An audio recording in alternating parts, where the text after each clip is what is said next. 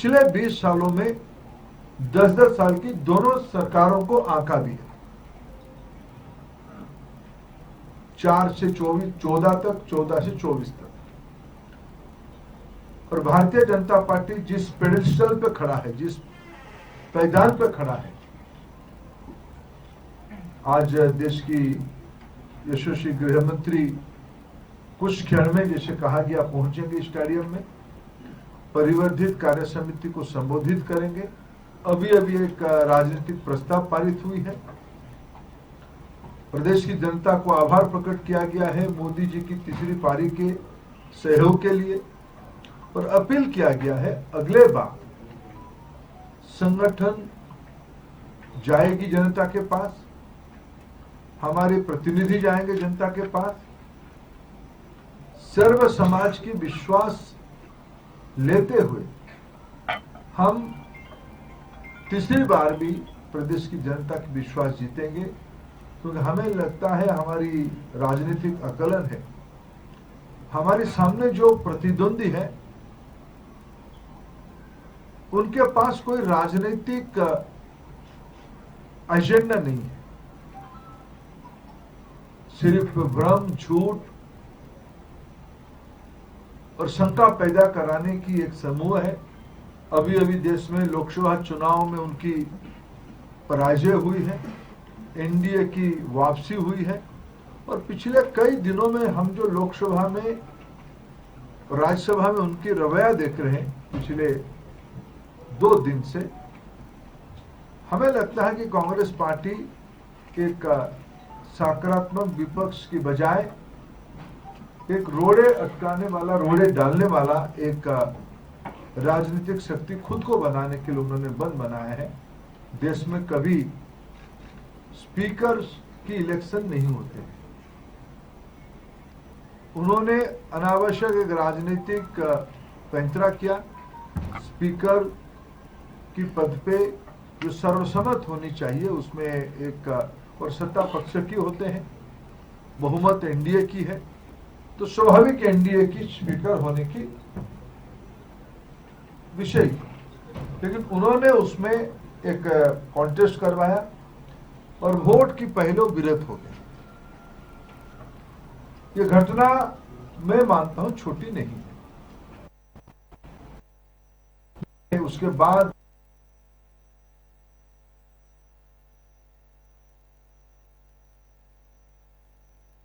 पहला सत्र खत्म हो चुका है। भाजपा के हरियाणा विधानसभा चुनाव प्रभारी केंद्रीय मंत्री धर्मेंद्र प्रधान को आप सुन रहे हैं। प्रेस कॉन्फ्रेंस उनकी तरफ से की जा रही है और कहीं ना कहीं बताते हुए कि ये जो बड़ी बैठक आयोजित की गई है, खुद शाह जो हैं कार्यकर्ताओं को जीत का मंत्र देने आ रहे हैं और सर्व समाज का विश्वास हासिल करना है भारतीय जनता पार्टी को, जो कि किया भी है और उसी के दम पर आगे बढ़ना है। आगे आने वाले विधानसभा चुनावों को लेकर रणनीति बनाई जानी है, जिसकी खुद जानकारी यहां पर धर्मेंद्र प्रधान देते हुए नजर आ रहे थे। इसके साथ ही आपको बता दें, अब जल्द ही दूसरे दौर की बैठक जो है वो शुरू होगी। दूसरा सत्र जो है बैठक का वो शुरू होने जा रहा है, जिसमें केंद्रीय गृह मंत्री अमित शाह जो हैं जीत का मंत्र हर एक कार्यकर्ताओं को देंगे, क्योंकि कोशिश यही है बूथ लेवल तक मजबूती प्रदान करनी है, हर एक कार्यकर्ताओं के अंदर जोश भरना है ताकि आने वाले विधानसभा चुनाव में बेहतर परफॉर्म कर पाए पार्टी। देखिए, विधानसभा चुनाव की घड़ियां बेहद नजदीक आ गई हैं। लोकसभा चुनाव के नजदीक आने के बाद माफ कीजिएगा, लोकसभा चुनाव के नतीजे आने के बाद कहीं ना कहीं पार्टी जो है अब विधानसभा चुनाव की तैयारियों में जुट चुकी है और इसी के लिए ये तमाम प्रयास जो हैं वो किए जा रहे हैं। आपको एक बार फिर से बता दें कि ये जो पहला सत्र हुआ है, इसमें भाजपा कार्यकर्ताओं को आगामी 100 दिनों का रोड मैप दिया गया है। इसमें बूथों पर पेड़ लगाने से लेकर प्रधानमंत्री के मन की बात कार्यक्रम को लेकर प्लानिंग भी की गई है। इसके साथ ही सभी हलकों में धन्यवाद कार्यक्रम भाजपा जो है वो शुरू करेगी, इस तरह की जानकारी सामने आ रही है। चाहते हैं, लोग विकास चाहते हैं। हम तो तीसरी बार इसीलिए आज दायित्व में। हाँ, निश्चित रूप में जब सत्ता में रहते हैं अपेक्षाएं भी रहती है। कई विषयों को पूरा करना, जिनको सत्ता में रहना उनके दायित्व भी रहते हैं। हम अनेकों विषयों में अच्छे काम किए हैं और भी कुछ विषय काम बाकी रहा है। ये सारा विषय की समीक्षा होती है। हमें पूरा भरोसा है उस समय को हम पूरा भी पार करेंगे। देवेंद्र जी, संगठन की आपने बात कही कि आपके पास संगठन की मजबूती है। लोकसभा चुनावों में कई जगहों से ये बात आई कि संगठन में ही कुछ लोगों ने भीतरघात किया था और विपक्ष जो है जिसको आप प्रतिद्वंदी को कमजोर बता रहे हैं, 46 सीटों पर भारतीय जनता पार्टी को विधानसभा के लिहाज से देखें तो हार मिली है लोकसभा चुनाव में। ये चैलेंज है। मैं देखो, चुनाव चैलेंज है। भारतीय जनता पार्टी चुनाव को चैलेंज मानती है। नगर पंचायत की चुनाव हो या देश की राष्ट्रपति जी की चुनाव। भाजपा के बारे में तो ये कहा जाता है तो चुनावी मशीन है लोग 24 चुनाव के बारे में चिंता करते हैं, इसलिए मैं चुनाव को चैलेंज नहीं मानता हूं, ऐसा नहीं है। लेकिन जो प्रतिद्वंदी है, सिर्फ मैं एक विधेय चुनाव के आंकड़े पे रणनीति नहीं बनाता। नीति दिखना पड़ता है, विश्वसनीयता दिखना पड़ता है, राजनीतिक हालत दिखना पड़ता है। मेरे बहुत आकलन प्रारंभिक है। मैं कभी हरियाणा, मेरे को पार्टी ने इस बार अवसर दिया एक अच्छे प्रांतों में काम करने का। हरियाणा में बहुत अनुभवी लोग हैं। हरियाणा में भारतीय जनता पार्टी नई नहीं है। पिछले 10 साल में तो हमने यहाँ दायित्व में रहा है। हमारे सर्वोच्च नेता आदरणीय प्रधानमंत्री नरेंद्र मोदी जी शायद हरियाणा की विधानसभा स्तर के कार्यकर्ताओं को व्यक्तिगत रूप में जानते हैं। सर, भीतरघात वाले पे क्या करना? अरे भाई, विषय पूरा हो जाए। देवेंद्र जी, कहाँ मैं भाग जा रहा हूँ? रहूंगा तो 4-5 महीने आपके साथ। एक मिनट। इसलिए हमें पूरा भरोसा है। हमारे घर की कुछ अंदरूनी बात है, इसीलिए तो मैं आया। ये जो लोकसभा चुनाव के नतीजे आए हैं, एक सवाल तो ये है कि क्या भाजपा किसी के साथ मतलब गठबंधन में चुनाव में जा सकती है? दूसरा ये कि आज जो राजनीतिक प्रस्ताव पास हुए हैं उनके बारे में बता दीजिए, क्या है? देखिए, मैंने कह भी दिया है, भारतीय जनता पार्टी यहाँ अपने निजी ताकत पे चुनाव लड़ेगी। राजनीतिक प्रस्ताव में हमने सबसे पहला काम किया, प्रदेश की जनता को आभार किया, मोदी जी को तीसरी बार प्रधानमंत्री बनाने के लिए सहयोग करना। और हमने राज्य की जो राजनीतिक हालत है, देश की जो राजनीतिक हालत है, उसमें हमारी प्रतिज्ञा बताई है और हमने भरोसा जताई है कि हमें पूरा विश्वास है प्रदेश की जनता तीसरी बार यहाँ प्रदेश में भारतीय जनता पार्टी सरकार करेगी। धर्मेंद्र प्रधान जी, मेरा एक सवाल है। जिस तरह से अब राजनीतिक जो है शुरू हो गया अभियान चुनाव को लेकर, कई लोग नाराज भी नजर आ रहे हैं, चाहे फिर वो राविंदर जी है, वो कई बार खुले मन से या उनके सपोर्ट में सांसद धर्मवीर बोलते रहे हैं। अनिल विज भी चुनाव प्रचार के दौरान खुलकर सामने नहीं आए। क्या उन्हें मनाने, उनकी दुविधा दूर करने में भी किसी तरह का प्रयास रहेगा? दूसरी बात, जो आयातित नेता है दूसरी पार्टियों से, अगर उनके हितों को ध्यान में रखेंगे तो जो भाजपा के अपने संगठन के जो नेता हैं, जो कहीं ना कहीं चुनाव में अपना भविष्य देखते हैं, उन्हें किस तरह से आप संतुष्ट? हम हमारी कार्यकर्ताओं को चिंता हम पे छोड़ दीजिए। मैं आपकी इससे सुझाव के लिए आपको आभार प्रकट करता हूँ, लेकिन बीजेपी के कार्यकर्ताओं की चिंता बीजेपी, कोई आयातित, कोई पुराने, कोई नया नहीं।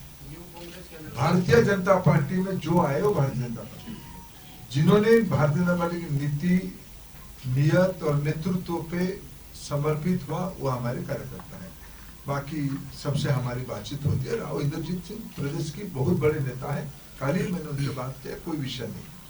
एनडीटीवी से गुरप्रीत जी। एग्जामिनेशन कंट्रोवर्सी को लेके how do you see the development in Haryana, because in Congress they are also raising this question saying a lot of papers have been leaked in Haryana. तो कहीं ना कहीं लगता है कि जो नीट एग्जामिनेशन को लेके जो ऑपोजिशन बार बार सरकार पे वार कर रही है, उसको कैसे देख रहे हरियाणा की तरफ से?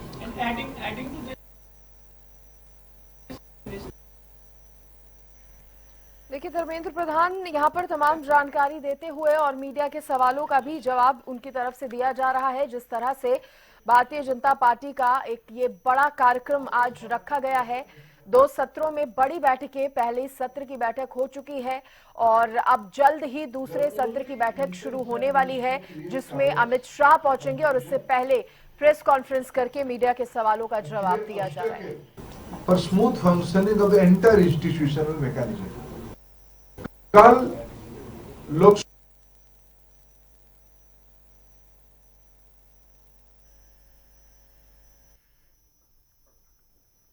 तो लोकसभा चुनाव में जिस तरह से 10 में से 5 सीटें भारतीय जनता पार्टी ने हारी थी, उसके बाद विधानसभा चुनाव में कमियां नहीं रखना चाहती है भारतीय जनता पार्टी और एक बार फिर से जीतकर सरकार अपनी बनाना चाहती है और इसी के लिए अभी से तैयारियां जो हैं वो पार्टी ने शुरू कर दी हैं। लोकसभा चुनाव के नतीजों के बाद काफी कुछ सीख लेने की बात यहां पर जिस तरह से कही गई थी और आज जिस तरह से बड़ा कार्यक्रम रखा गया है, पहले सत्र में जहां भाजपा कार्यकर्ताओं को आगामी 100 दिन का रोड मैप दिया गया है, इनमें बूथों पर पेड़ लगाने से लेकर प्रधानमंत्री के मन की बात कार्यक्रम को लेकर भी प्लानिंग की गई है और ये भी बताया जा रहा है कि इस पहले सत्र में उनको अपना राजनीतिक रोटी सेकनी है।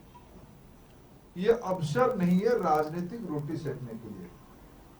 देश में तथा अनेक राज्यों में या हमारी पहले 14 की पहले और तो किसी की शासन था, उस समय में भी इस प्रकार की गड़बड़ियां ध्यान में आई थी। मैं उसको जस्टिफाई नहीं कर सकता हूं। आज हमारी दायित्व है, आज जो घटनाएं हुए हैं वो किसी जीरो एरर हो। हमने कुछ पहल किया है, एनटीए की नया नेतृत्व आई है, एनटीए को और फ्यूचरिस्टिक रिफॉर्म क्या किया जाए उसके लिए एक हाई पावर कमेटी इसरो की पूर्व चेयरमैन राधाकृष्णन जी के नेतृत्व में बनी है। हमने एक पब्लिक एग्जामिनेशन डिसरप्शन के खिलाफ एक सख्त कानून बना लिया है। हमने पूरा प्रकरण को सीबीआई के हवाले कर दिया है। हमने विद्यार्थियों को मिल रहे हैं, अभिभावकों को मिल रहे हैं। हमारी चिंता देश में जो नई पीढ़ी है उनकी मन स्थिर रहे, एंजाइटी घटे और वास्तविकता की ओर जाए। एक सरकार करके और एक मंत्री करके हमारे दायित्व है, हम उसको बार बार अड़िग है। हमारे इंटेंशन बहुत स्पष्ट है। बाकी रहा अपने एनबीई के बारे में, कल मैं शिक्षा विभाग के दायित्व में हूँ। हमारी ओर से कल एक sets of examination date announce हुआ है जिसको हमने डिफर किया था या कैंसिल किया था। नीट पीजी की एग्जामिनेशन भी डिफर हुआ। आई थिंक एनबीई की ही काम है। एनबीई जल्दी ही उसकी डेट्स मेरी जानकारी में जल्दी ही 1-2 दिन, शायद सोमवार मंगलवार तक डेट आ जाएगी। आपने 23 तारीख को रोहतक में कहा था कि आप प्रदेश का दौरा करेंगे, कार्यकर्ताओं से बात करेंगे, फीडबैक लेंगे, उसकी क्या रूपरेखा बन गई? बिल्कुल, हम भी 5 नेता, हमारी आदरणीय राष्ट्रीय उपाध्यक्ष सौदान सिंह जी, स्वयं मैं, हमारी सहयोगी त्रिपुरा के पूर्व मुख्यमंत्री विप्लव देव जी, हमारे संगठन के प्रभारी राजस्थान के नेता सतीश पुनिया जी और सह प्रभारी सुरेंद्र नागर जी, हम 5 लोग अमूमन 4 से 5 जिला जाएंगे, विधानसभा स्तर की लोगों को मिलेंगे। ये आज इस बैठक के उपरांत ये आने वाले 10-15 दिन के अंदर वो भी पूरा हो जाएगा। सर, 2019 में आपकी 10 की 10 लोकसभा सीट आई थी, पर विधानसभा की सीट जो थी वो इतनी अच्छी नहीं थी। और अब जब लोकसभा सीट 5 निकल कर आई है, तो आप विधानसभा में कितनी उन सीटों को कैसे मोटिव कर सकते हैं कि आप गठबंधन नहीं? बहन जी, ये सामाजिक जीवन है, राजनीति है, हरियाणा का राजनीति है। आप इंतजार करिए, क्या होगा आगे देखते रहिए। हम सब, मैं आपको इतना ही कहूँ, सरकार भारतीय जनता पार्टी की बनना तय है। एक बाकी पूछो योगेंद्र जी। जनता पार्टी 4.5 साल वो सत्ता में रहे। कल उन्होंने प्रेस कॉन्फ्रेंस की थी तो उन्होंने कहा कि मैं बीजेपी के साथ किसी सूरत में नहीं जाऊंगा, फ्री और बात नहीं। तो भाजपा इसको किस तरह से देखती है? हम किसी तरफ से नहीं देख रहे हैं। भारतीय जनता पार्टी 90 विधानसभा अपने बलबूते पे लड़ेगा और हम बहुमत के साथ सरकार बनाएंगे। बाकी कह दिया मैंने, बाकी कोई और एनी मोर।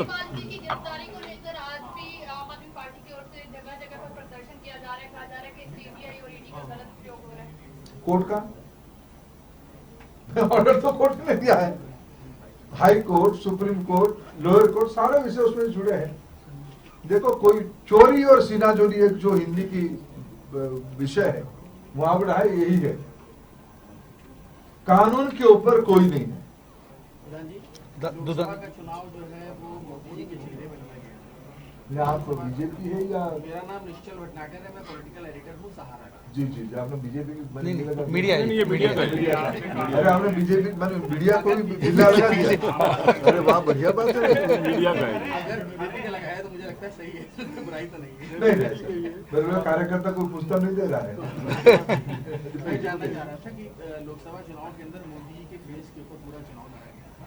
हरियाणा के विधानसभा चुनाव चुनाव के अंदर क्या कोई फेस रहेगा या क्या ये रणनीति है। बाकी पार्टी ठीक समय में उसके बारे में बयान कर देगी। दुदानी जी न्यूज़ 18 से आपने कहा कि हरियाणा में एंटी इनकम्बेंसी नहीं है, प्रो।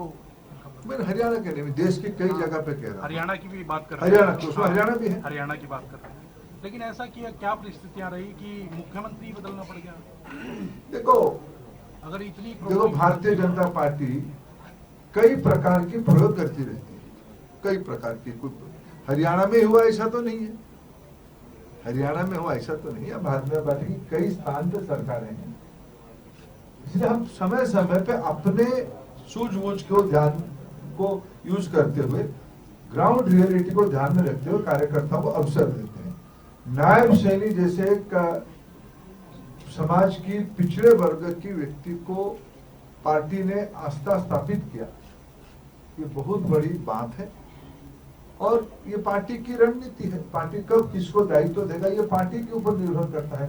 प्रदेश की जनता ने बीजेपी पे भरोसा जताया है, बीजेपी ने कौन से कार्यकर्ता को किस अवसर पे काम देगा ये पार्टी की दायित्व है। प्रधान जी, कांग्रेस कह रही है ओपीएस लागू करेंगे और भी कई दावे कर रहे हैं, तो कहीं ना कहीं आपको लगता नहीं कि जो ओपीएस है एक बड़ा मुद्दा है और बीजेपी उस पर जो बैकफुट पे रहती है? देखो, सारा विषय समाज के सामने पिछले कई समय से है। केंद्र सरकार ने पेंशन स्कीम को एक नए सिरे से देखने के लिए कमेटी बनाई। सारा विषय उस मेरे ओर से कह सकता हूँ, वो सारे विचाराधीन। सुदान जी, एक कमेटी का पता ये है कि मैनिफेस्टो क्या कोई इस विधानसभा चुनाव के लिए? अरे अभी तो हम अभी कमर कसरत शुरू किया, बेल्ट लगा रहे हैं, फिर आएंगे बार बार। चलिए, थैंक यू। आप सबका बहुत बहुत धन्यवाद। आदरणीय अमित शाह जी लगभग 3:30 बजे।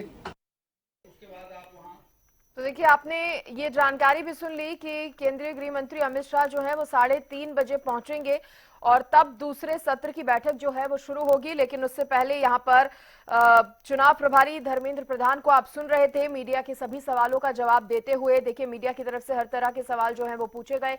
विधानसभा चुनाव में चेहरे को लेकर भी पूछा गया, रणनीति को लेकर भी पूछा गया, जिसका जवाब धर्मेंद्र प्रधान ने दिया है। हरियाणा बीजेपी चुनाव प्रभारी हैं धर्मेंद्र प्रधान, जिन्होंने यहां पर प्रेस कॉन्फ्रेंस की। हरियाणा बीजेपी चुनाव प्रभारी धर्मेंद्र प्रधान की तरफ से कहा गया कि भारतीय जनता पार्टी की कोशिश है सर्व समाज का विश्वास हासिल करके चुनाव में उतरना है। हमारे प्रतिद्वंदियों के पास राजनीतिक एजेंडा नहीं है। उन्होंने ये भी कहा, हम तीसरी बार फिर से जनता का विश्वास जीतेंगे और फिर से सरकार बनाएंगे, जैसे कि लोकसभा चुनाव में हुआ, जैसे कि केंद्र में एक बार फिर से भारतीय जनता पार्टी की सरकार बनी है, एनडीए की सरकार बनी है, वैसे ही हरियाणा में एक बार फिर से बीजेपी की सरकार बनेगी। तमाम बातें धर्मेंद्र प्रधान की तरफ से कही गई। विपक्षी दलों के पास कोई एजेंडा नहीं है, उन्होंने कहा।